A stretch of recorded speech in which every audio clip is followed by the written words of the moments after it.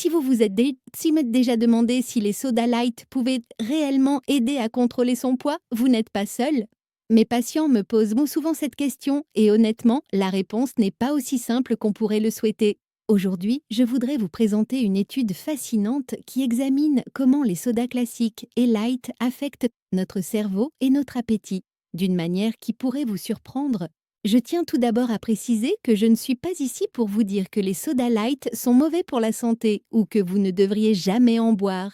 Cela ne serait d'aucune utilité et ne reposerait sur aucune base scientifique solide. Je souhaite simplement vous faire part des conclusions de ces recherches sur l'effet de ces boissons sur notre organisme, afin que vous puissiez faire des choix éclairés adaptés à votre mode de vie.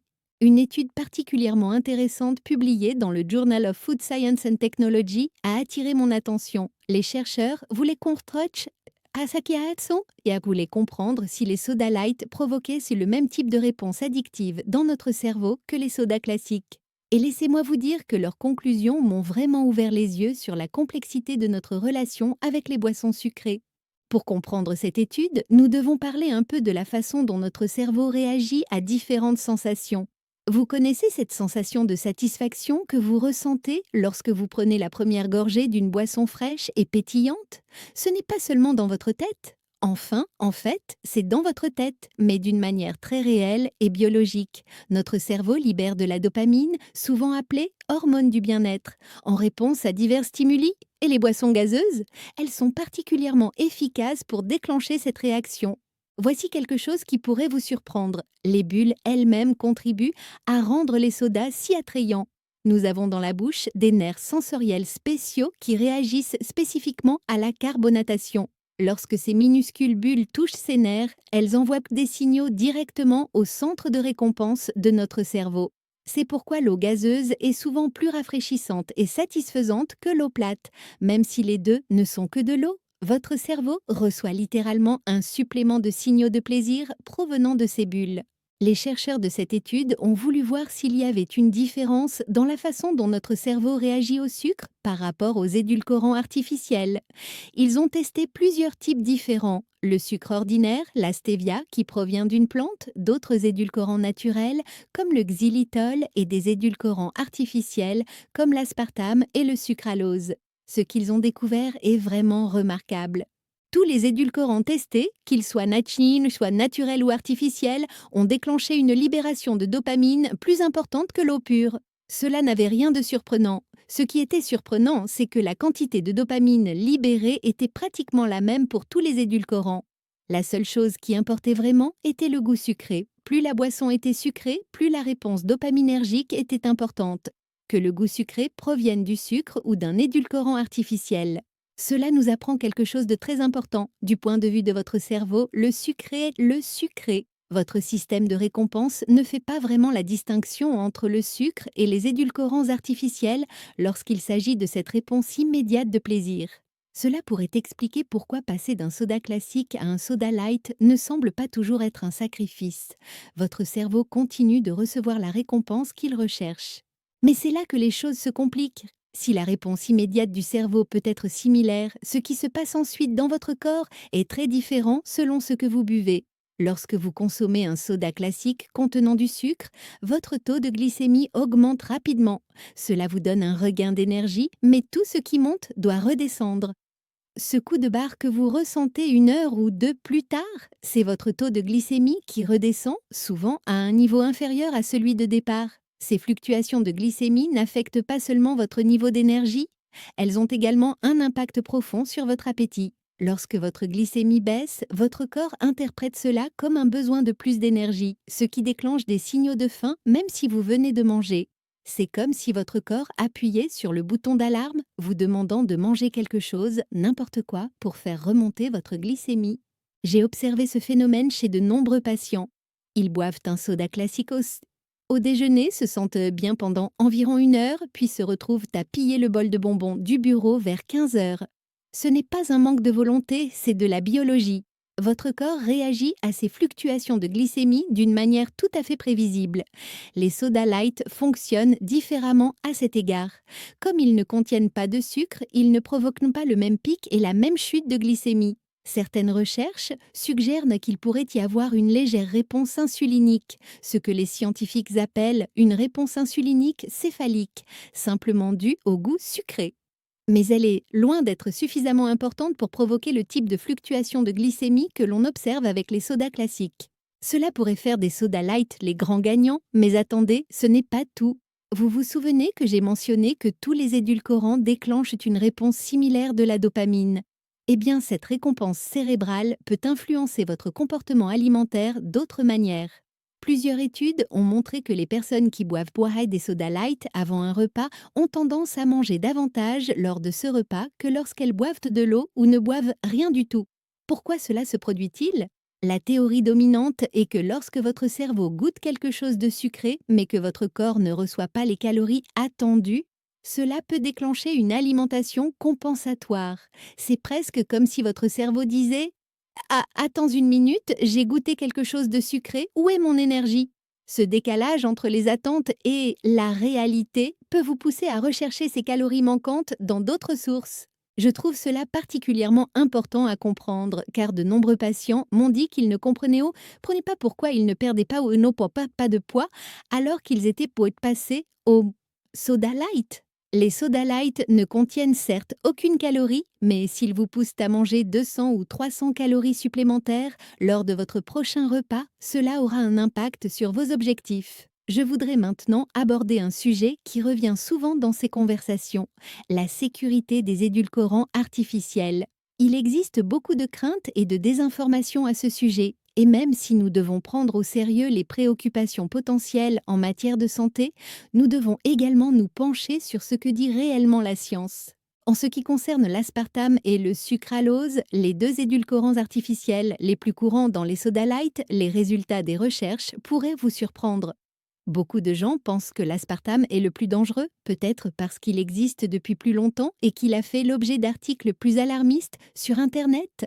Mais lorsque les chercheurs examinent vraiment les données, le sucralose présente en fait plus de risques d'effets négatifs, en particulier sur les bactéries intestinales et le métabolisme du glucose. Cela ne signifie pas que l'aspartame est parfait ou que le sucralose est terrible. Cela signifie simplement que, comme pour la plupart des questions liées à la nutrition et à la santé, la situation est nuancée. Les quantités généralement consommées dans les sodas light sont reconnues comme sûres par les principales organisations de santé, mais généralement reconnues comme sûres ne signifie pas optimales pour la santé ou recommandées pour une consommation quotidienne. En parlant de consommation quotidienne, parlons du potentiel de dépendance dont nous avons parlé au début. Si tous les édulcorants provoquent une réponse similaire de la dopamine, cela signifie-t-il que nous pouvons devenir aussi dépendants des sodas light que des sodas classiques? Les recherches suggèrent que oui, d'un point de vue neurologique. Cette poussée de dopamine est renforcée, qu'elle provienne du sucre ou des édulcorants artificiels.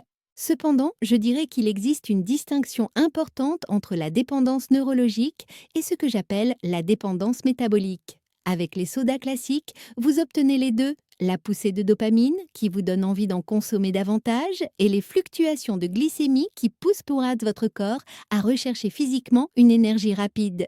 Avec les sodas light, vous obtenez principalement la composante neurologique sans le chaos métabolique. C'est pourquoi certaines personnes trouvent plus facile d'arrêter les sodas classiques que les sodas light, tandis que d'autres ont l'expérience inverse. Si votre principale motivation est les fluctuations de glycémie et les baisses d'énergie, passer aux boissons light peut vous aider énormément. Mais si vous êtes davantage motivé par l'habitude, le rituel ou le simple plaisir du goût sucré, les sodas light peuvent être tout aussi difficiles à abandonner. Que pouvons-nous donc faire de toutes ces informations? Comment faire de meilleurs choix en matière d'habitude de consommation de boissons?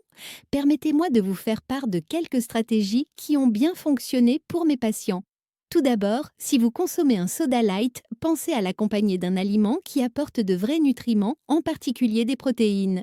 Boire un soda light avec une collation ou un repas riche en protéines peut aider à prévenir l'effet de compensation alimentaire que j'ai mentionné plus tôt.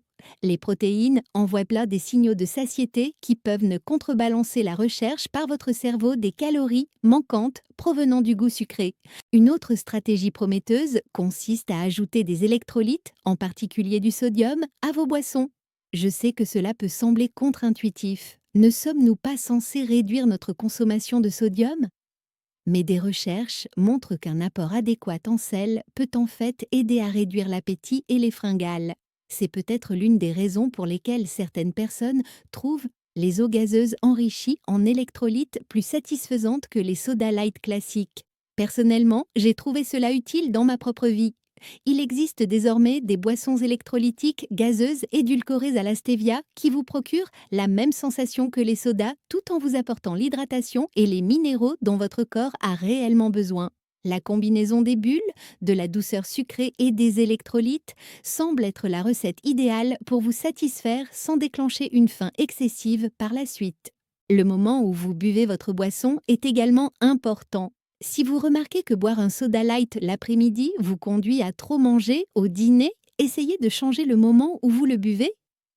Certaines personnes préfèrent boire leur soda light avec un repas plutôt que seul. D'autres trouvent qu'éviter les boissons sucrées après une certaine heure de la journée les aide à mieux gérer leur appétit global.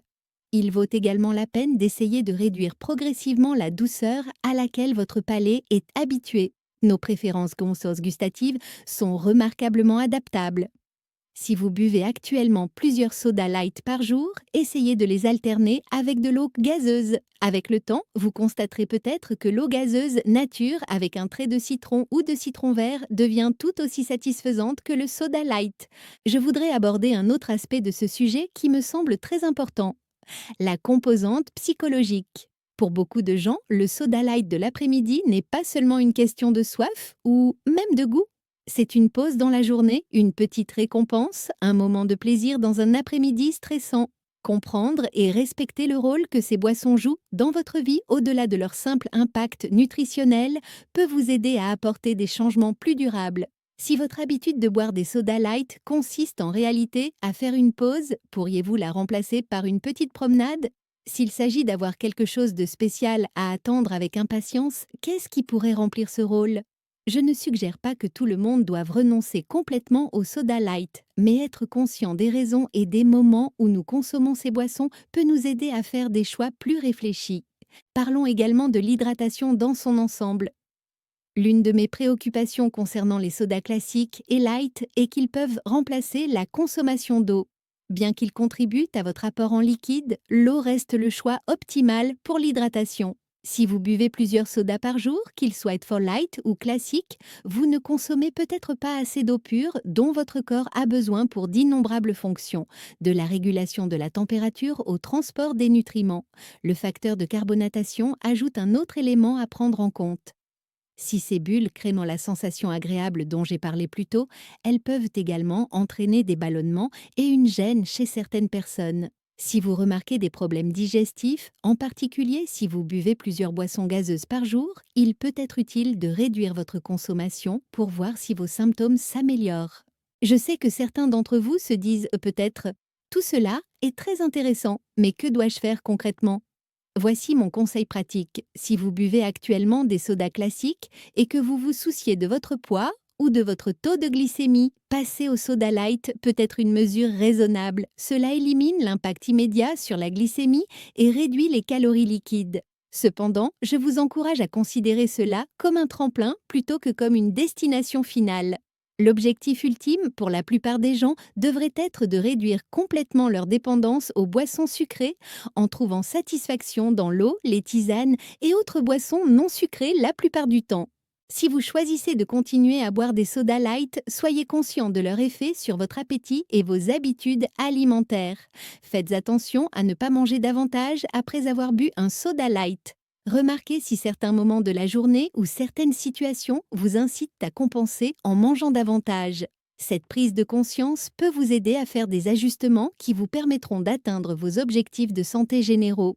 Pour ceux qui essaient de réduire leur consommation, je recommande souvent une approche progressive. Arrêter d'un seul coup fonctionne pour certaines personnes, mais pour beaucoup, cela conduit à un sentiment de privation et finalement à l'abandon. Essayez plutôt de réduire d'une portion par jour chaque semaine. Si vous buvez actuellement 4 sodas light par jour, réduisez à 3 pendant une semaine, puis à 2 et ainsi de suite.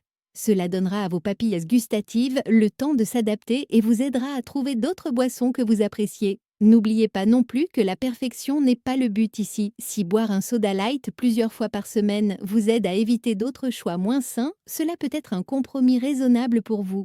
La santé ne consiste pas à être parfait, mais à faire des choix qui favorisent votre bien-être la plupart du temps, tout en continuant à profiter de la vie. Je tiens également à souligner que ces décisions ne sont pas prises en vase clos.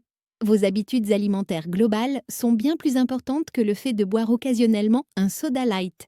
Si vous mangez beaucoup de légumes, de fruits, de céréales complètes et de protéines maigres, si vous restez actif, si vous gérez votre stress et si vous dormez suffisamment, un soda light occasionnel ne va pas nuire à votre santé. À l'inverse, si votre alimentation est déjà riche en aliments transformés et en sucres ajoutés, le simple fait de passer d'un soda classique à un soda light ne va pas transformer votre santé. C'est peut-être un changement positif, mais il doit s'inscrire dans une approche plus globale du bien-être. Pour conclure cette discussion, je voudrais revenir à notre point de départ. La question n'est pas vraiment de savoir si les sodas light sont bons ou mauvais, mais plutôt de comprendre comment ces boissons affectent notre corps et notre esprit, puis de faire des choix éclairés en fonction de nos objectifs et de notre situation en matière de santé. Les recherches montrent que si les sodas light n'ont pas le même impact sur la glycémie que les sodas classiques, ils peuvent néanmoins influencer nos comportements alimentaires par leurs effets sur le système de récompense de notre cerveau. Ils peuvent être un outil utile pour certaines personnes qui souhaitent abandonner les boissons sucrées, mais ils ne constituent probablement pas une solution sur laquelle nous voulons nous appuyer à long terme. J'espère que ces informations vous aideront à faire les choix qui vous semblent les plus appropriés.